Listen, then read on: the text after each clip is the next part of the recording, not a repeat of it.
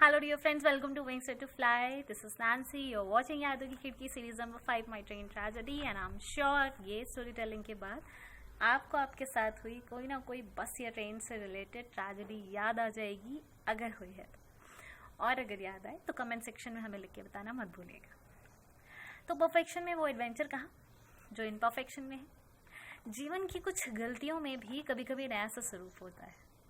जिंदा दिली पे कहाँ किसी का बहरा होता है और कोई आपकी कितनी फिक्र करता है ये सिर्फ बुरा वक्त तय कर सकता है। तो अपनी एक जल्दबाजी में की गई गलती आज याद आई और गलती की खूबसूरती देखी, चेहरे पे मीलों की मुस्कुराहट ले आई। एक बार मैं दिल्ली से अपने घर रामपुर आ रही थी। मुझे याद है शाम के 4 बजे थे और एक दोस्त का साथ था जिसे मेरे स्टेशन से ठीक एक स्टेशन पहले ही उतरना था। हंसते खेलते बातें करते 3 घंटे का ये सफ़र कैसे तय हो गया पता ही नहीं चला और आखिरकार मेरे दोस्त के उसकी ट्रेन से अलविदा कहने का वक्त आ गया। आज अपनी ट्रेनिंग के बाद मैं सीधा ही रेलवे स्टेशन पर चली आई थी, इसलिए घर के खाने की प्रचंड याद सताई थी कि 24 किलोमीटर की दूरी अब ये कठोर ट्रेन 1 घंटे में तय कर आई। 1 घंटा इसी स्टेशन पर रुकाएगी और फिर ठीक 8 बजे चलने के लिए हॉर्न बजाएगी। अधीर मन मेरा नए नए रास्ते जता रहा था। 20 मिनट के रास्ते को तय करने के नए नए प्लान्स बना रहा था। दूसरी ट्रेन पकड़ लूं क्या, कोई और बस ले लूं क्या, किसी को बुला लूं क्या, घर कैसे जाऊं क्या, बस यही चिंता सता रही थी कि घर से मुझे मेरे फ़ोन पे याद आई। छोटी बहन ने पूछा, बहना तेरी ट्रेन का सफ़र तुझे कहाँ ले पहुँचा।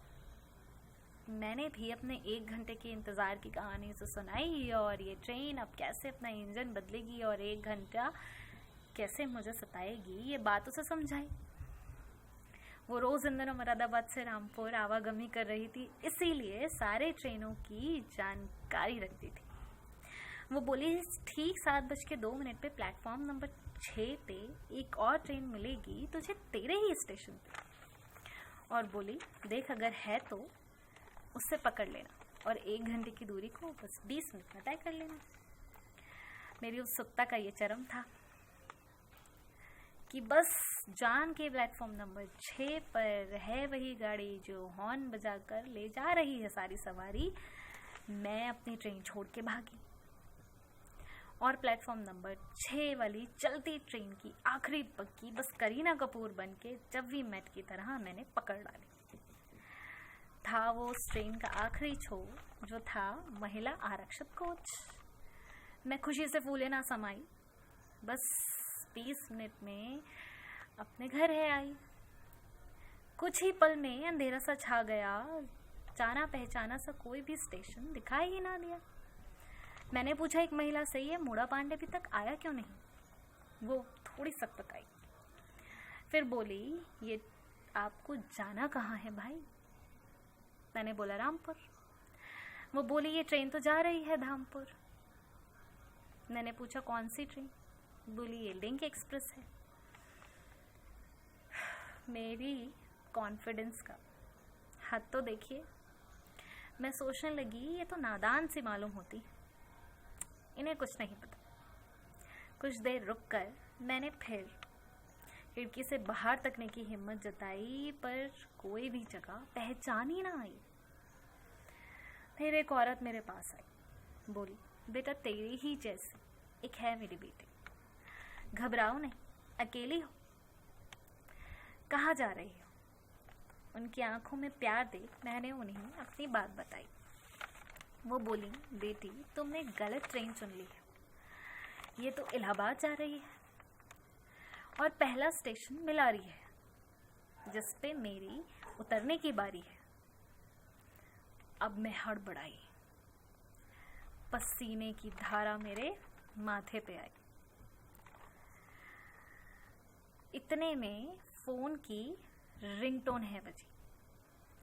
ट्रेन का स्टेटस पूछने को मेरे दोस्त ने मुझे लगाया था एक फ़ोन कॉल। हताश मन से मैंने उसे मेरी बेवकूफ़ी का किस्सा समझाया। सब सुन के वो हैरान हुआ कि बोला तू परेशान मत हो, मैं करता हूँ कोई इंतज़ाम। फिर मैंने पापा को फ़ोन लगाया और पूरा किस्सा उन्हें सुनाया। वो बोले मैं तो किसी काम से था बाहर आया।